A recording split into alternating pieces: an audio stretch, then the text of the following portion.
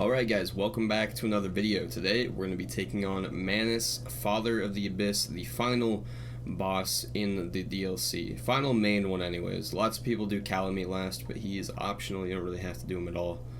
But this is going to be the end. So before we start, there's one item that you're going to want to pick up for sure. So starting from the Ulasil Township bonfire, head on down this way. Take out this guy right here.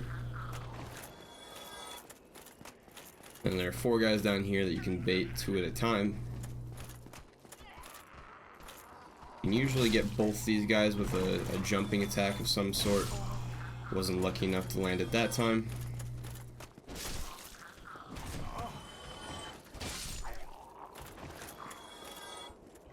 Alright. These guys are also really good for farming large Titanite shards. So if you do need those, come on over here. They drop them a lot. Like, I don't have any item discovery on me right now, really. And managed to get one there. So one more set of enemies here. And one hiding around the corner. Alright. So you want to come back this way. It's a little kind of hidden path.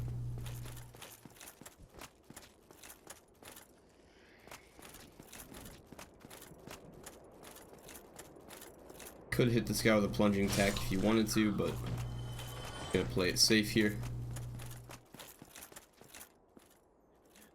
And then you can roll down onto this pathway here. Pretty safe to do so. And right here is actually an illusory wall. Now you can't hit it to open it up. It's usually a message here. It says let there be light or something similar to that.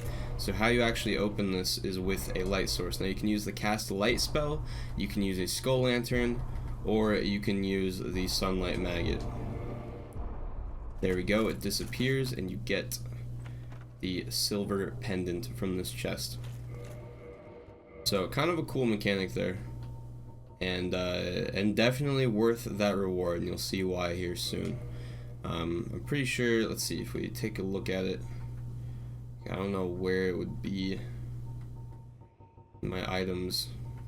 I guess it might be consumables, even though it's not. Silver pendant deflects dark. So silver pendant engraved with the crest of Artorias, one of the ancient treasures of Anor Londo, presented to Artorias for facing the abyss. Effectively deflects the dark of the abyss, especially in its magic form. So you're gonna want to put that on your hotbar and just have it ready. Let's see, there's, I might be able to make that jump. Alright.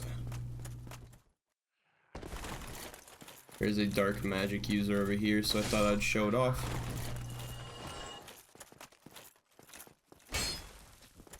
Nice. Alright, here we go.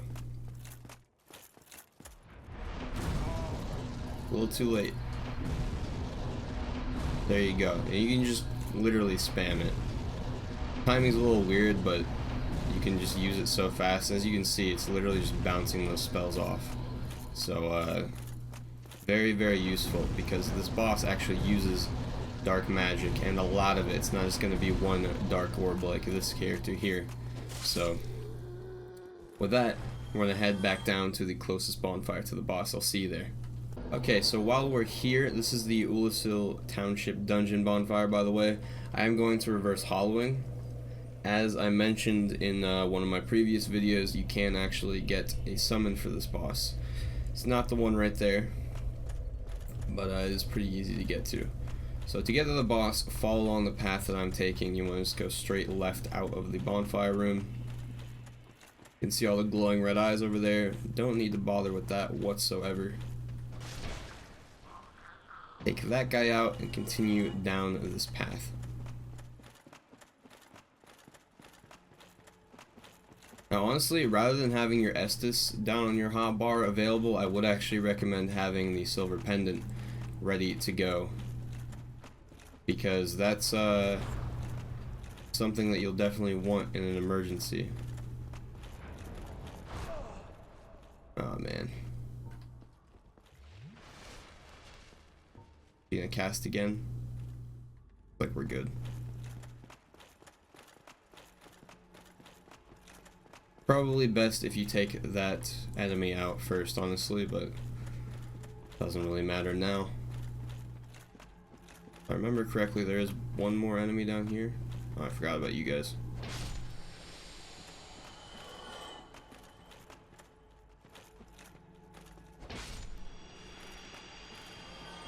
So actually, for one of the methods we're using today, you will want to clear this area out. Grab a soul over here, right there. So this, of course, is the boss room. Now, when you go through that fog, you're going to trigger the cutscene, and you're going to start. Now, you might have noticed there's actually a message as well. Weakness, arranged battle. So if you haven't figured it out yet, you can see Manus's eyes down there, and that message is kind of hinting at the fact that you can, in fact, hit him with a bow from here. So for this method, what you want to do is maximize the range on your bow. So the best way to do this is to get the Black Bow of Ferris, which you can get from one of the kind of phantom looking NPCs in Darkroot Garden, or Forest rather, right through the door that's blocked by the Crest of Artorias. I've upgraded mine to plus 10, not the most I could upgrade it, but the most I could do without spending Titanite chunks. And for arrows, you're going to want feather arrows, and you're going to want quite a lot of them. Furthermore, you're going to want the hawk ring. Now I have a clip of the hawk ring, or how to get it, right here. Basically, it's just in a chest right behind the giant blacksmith. Kind of cool. Implies that Goff entrusted it to the giant blacksmith. They're friends, kinda. So as for where to aim, if you actually press the aim button, you're not going to be able to go down any. As you can see right here, I'm pushing the reticle down as far as it can go. That's way too high, so you actually just kind of want to free aim it. You know, draw your arrow and you can look up or down, and basically just try to find a spot where you can actually hit the boss. Oh, it was right there. Of course I moved. But once you find it, you basically just want to keep letting loose arrows over and over again. Now, the more range you have, honestly, the harder you're going to hit. There's some crazy damage drop off. I will say a lot of people that say this method doesn't work are probably the same people trying to use the composite bow. There we go, we found the spot. The composite bow has the worst range in this game. So you really just, the black bow has the most. Hawk ring extends it even further, and feather arrows, I believe, are just meant for long range. So that's basically what you do. And of course, this is going to take a while, so like I said, bring lots of arrows. You won't need 500 like I do, or like I have, but this is how you do it. Now I'm just gonna kind of whittle his health down here for a bit. You can kill him outright like this, but I'm gonna just kind of get him a little bit low, and then I'm going to show you how to fight him the regular way, because honestly, this is super easy, but it's no fun, and Manus is actually a pretty cool boss. So as for the melee version of this boss fight, I'm going to show you two different strategies. One involves a shield, and one involves obviously not using a shield.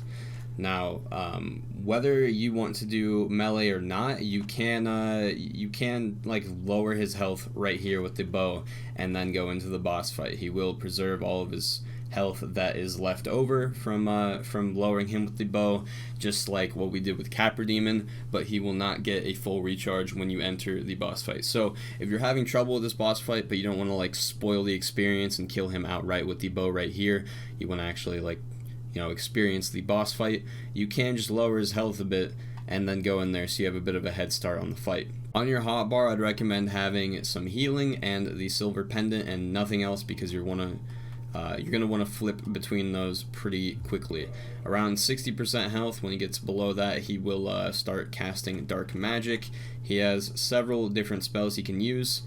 I think there's actually 3 of them, and the cast on it looks very similar, so you don't have a lot of time to decide how to dodge, which is why being able to just deflect all of it by spamming the silver pendant is very, very useful. And as you can see, it doesn't cost you any stamina either, so a lifesaver, to be honest. Now, if you're using a shield, highest stability you can possibly get, and also you'd want some 100% physical reduction there. The other thing I could use right here is a cleansing great shield, much higher stability, much higher magic resistance, but not as much physical. So I'm gonna go with the Black Knight shield instead. I'm not gonna try to block absolutely everything, so less stability shouldn't be too much of an issue, but as medium shields go, the Black Knight shield still has pretty damn good stability. So when you enter, every single time you will get the cutscene, so don't worry about messing it up, missing that cutscene or anything. If you really want to see it, you can just die or back out of the fight, and you'll get it every single time. So without further ado, let's hop in there.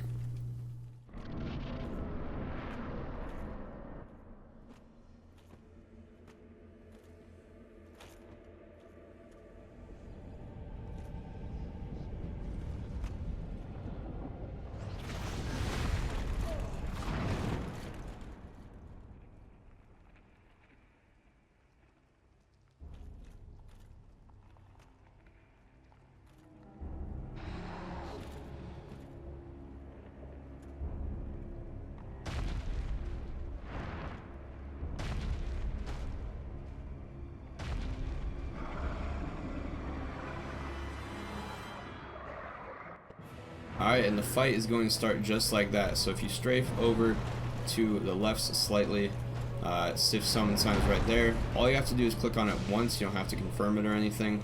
So, always have your shield up if you are trying to use a shield in this boss fight. As you see, even with 62 stability and full stamina, that attack right there took down all of my stamina.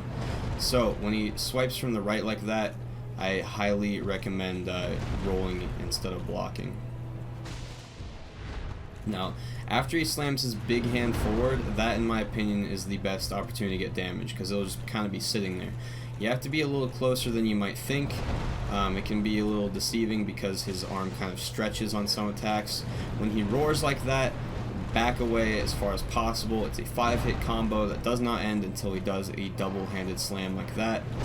So these overhead large hand slams are your best bet for damage. And if you're not using a shield, that's what I would try to bait out. So stay medium to long range away from him. Watch out for that sideways one, kind of hard to see if you're far away. But when he does the overhand, that's when you wanted to get damage in. Now, as I was saying earlier, I'm going to try to bait him more into the middle of the fight here. He can slam with his staff hand there, but far less range than his hand, so not quite as dangerous, honestly. So, finally, with the shield, get in close to him.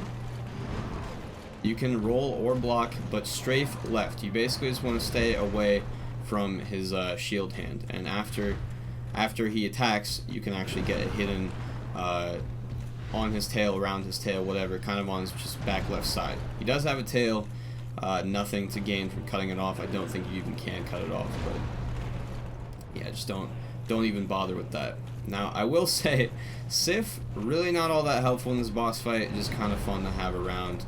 He can take the aggro, but damage-wise, he's not going to do anything, so if you don't even want him to be distracted by Sif, don't summon him, it's all good, but I like to have him. Not even for the help, just because it's Sif, you know. He's a good boy.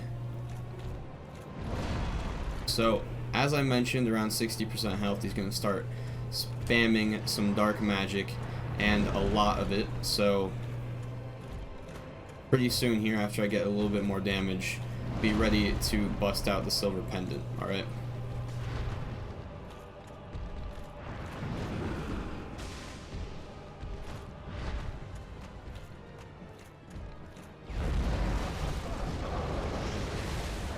That is absolutely devastating, and you want to roll into it, not away like I just did, alright?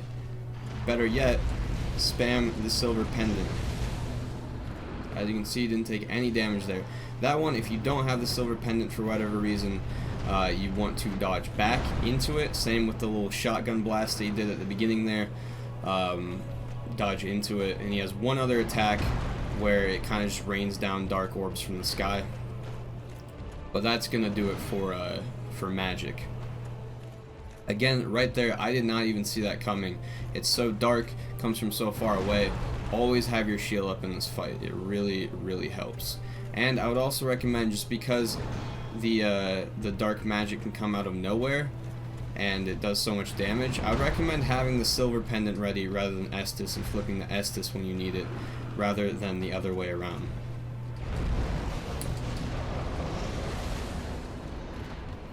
As you saw there, did not have much time if I did have to switch to it.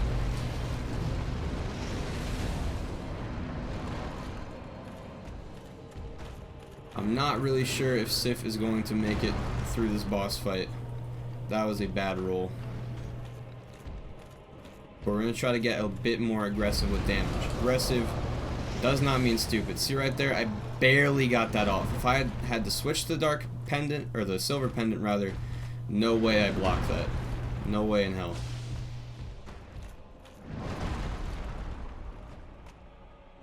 Do not get aggressive with damage though, because he'll just mess you up.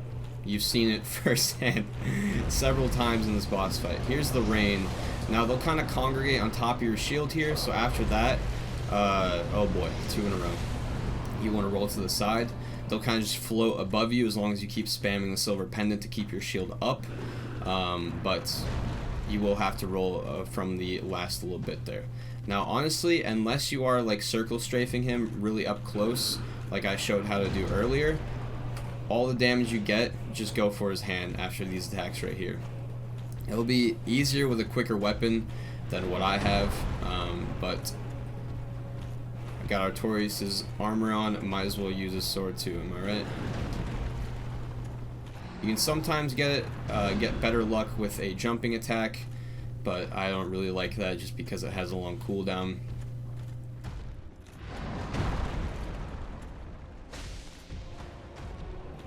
And he has a ton of health. Now, a lot of people, say that the Sanctuary Garden's not too hard. I honestly think they have a pretty similar amount of aggression and speed. Thing is, though, Sanctuary Garden has... I keep saying Garden, I think. Guardian has, like, no HP, whereas Manus, I'm pretty sure, has the most HP of any boss in the game. I'm pretty sure. The only one that would even come close is Calamite. But I really just couldn't say. As you can see though, all the attacks I'm getting in are just on his hand, on his little cooldown animation. God, I hate that attack.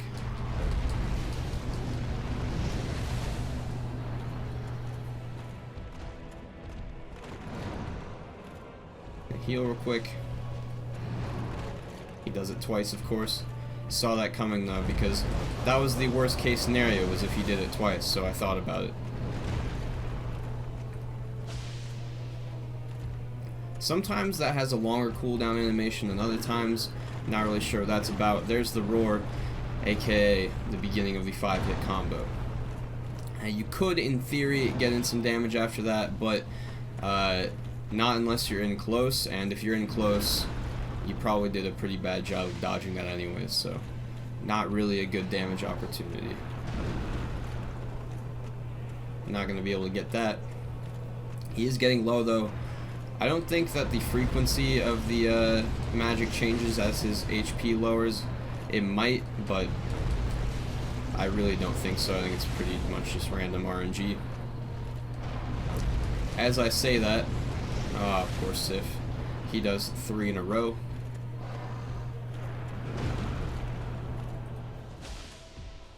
Managed to snag a hit right there.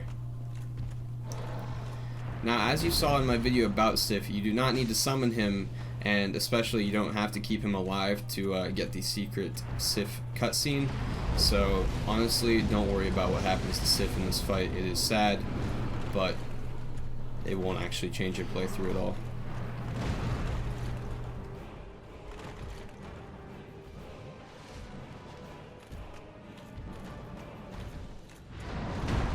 Definitely try not to be backed into the wall either. That's just not good. The less room you have to run, the worse you'll be. That's really all there is to it. Dodging way too early again.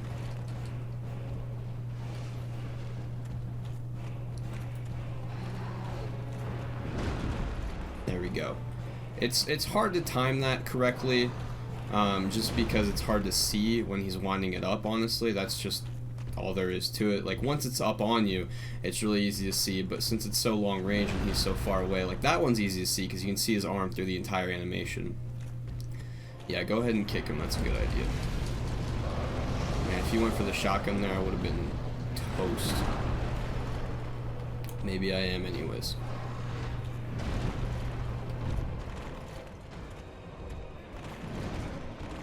Ah, man.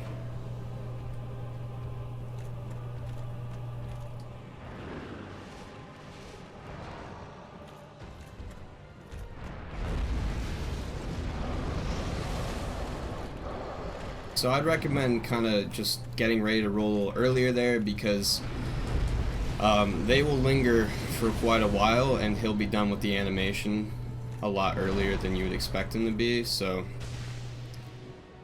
oh, I kicked him again. There's a little swipe. Really only gonna do that and the staff slam when you're up real close to him. So if you've been playing the medium game like I have, another 5-hit combo. I'm not gonna try it. Oh, that would have been the game ender right there. Wasn't sure what attack he was going for though.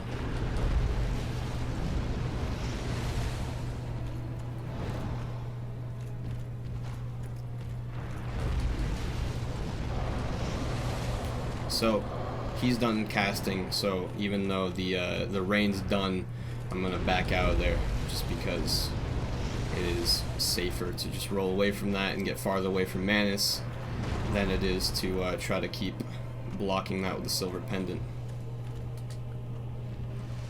Last Estes here. I said that completely wrong, but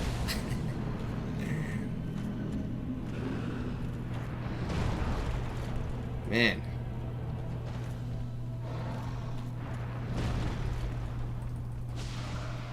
There we go. Got way too close there at the end. Honestly, that overhead like long distance slam kills me every time. I just cannot see it. I know I have my brightness a little lower than it should be, just because I like the way it looks in this game. But did not help right there. So you get 10 humanity from killing him. Dusk usually is around here somewhere, just laying down. I'll light that real quick.